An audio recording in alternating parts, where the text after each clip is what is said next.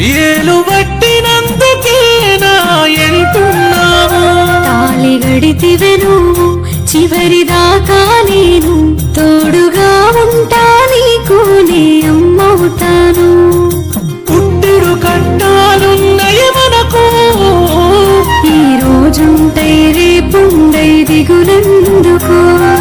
నాతో సుఖముండదమ్మ నీకు ఎట్లయితే గట్లాయేగా చూసుకుందము